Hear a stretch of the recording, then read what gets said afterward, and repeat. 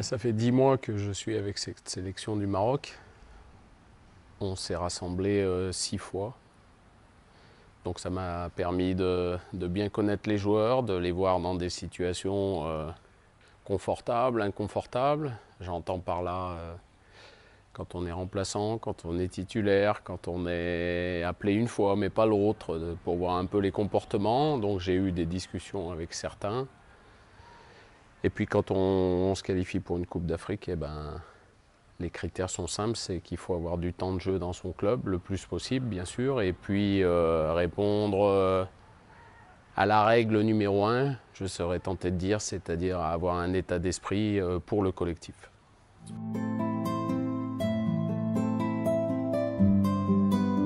En ce qui concerne Omar El Kaddouri, depuis le début de la saison, avec Naples, il a joué 39 minutes en tout.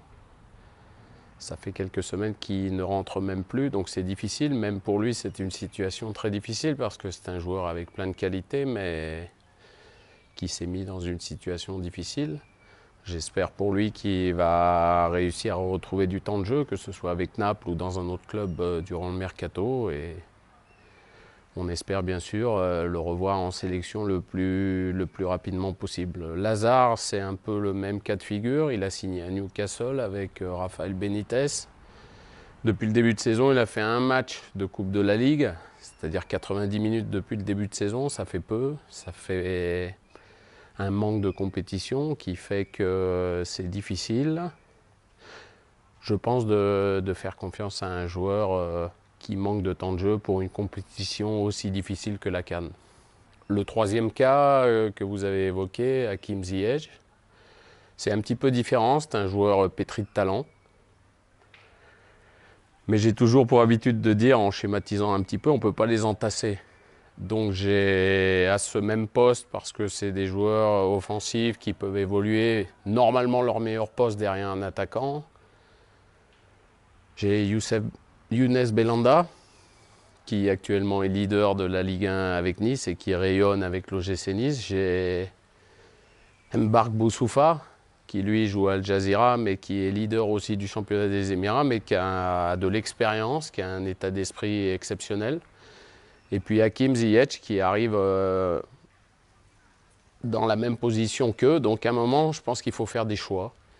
Parce que je pense qu'un garçon comme Hakim Ziyech, quand la compétition va se dérouler, au bout de 2-3 matchs, s'il n'a toujours pas de temps de jeu, je pense que ça va devenir difficile et pour lui, et pour le staff, et pour le groupe.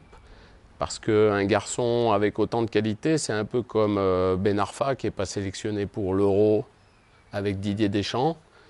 Leurs qualités ne sont pas du tout remises en question, c'est simplement que c'est des joueurs qui peut-être ont certaines difficultés à accepter de s'asseoir sur le banc, de par leur énorme qualité, de s'asseoir toute une compétition sur le banc et de n'apparaître que de temps en temps. Voilà, donc c'est un choix, je préfère qu'il reste avec son club et puis faire confiance aux deux autres que j'ai cités. J'espère, puisque c'est dans quelques jours, que je vais disputer ma 6e Coupe d'Afrique, qui plus est consécutive, et j'ai eu la chance de me préparer 2 fois aux Émirats Arabes Unis. Ça a plutôt, dans l'ensemble, assez souri, puisque j'y suis allé avec le Ghana en tant qu'adjoint de Claude Leroy. On a fini sur le podium à la 3e place.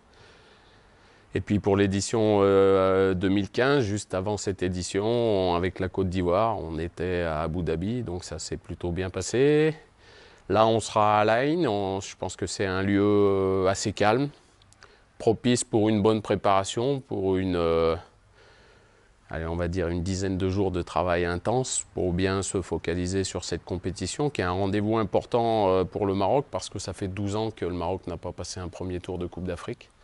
Et notre objectif en commun, c'est absolument de se qualifier dans un premier temps pour ces quarts de finale. C'est l'objectif numéro 1. Il faut le remplir, on n'a pas d'autre alternative. Donc voilà, je pense que c'est un endroit où les infrastructures sont au top, où on sera isolé et concentré pour bien se préparer.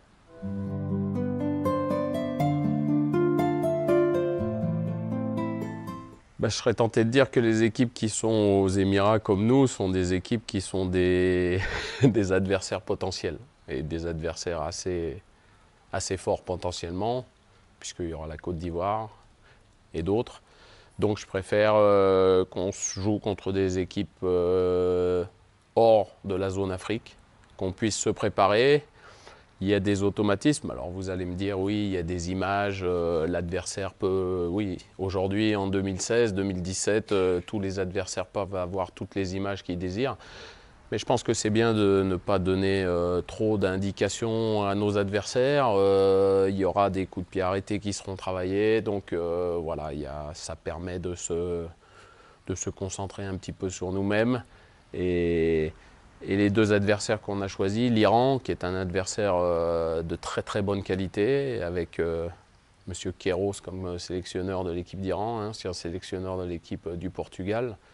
Et puis la Finlande, ça sera, je pense, une opposition assez musclée, de par son jeu toujours assez athlétique, assez physique. Donc je ne me focalise pas sur ces matchs, sur le résultat. Là, je me rappelle avec la Côte d'Ivoire, notamment aux Émirats, on avait joué la Suède, entre autres.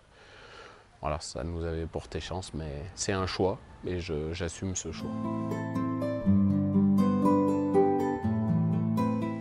Je l'en aurais déjà adressé un, mais je vais le répéter, puisque c'était après nos matchs qualificatifs, notamment contre la Côte d'Ivoire. Je pense qu'aujourd'hui, il faut qu'on ait tout un pays mobilisé derrière nous, que le plus de gens possible croient en nous, nous fassent confiance.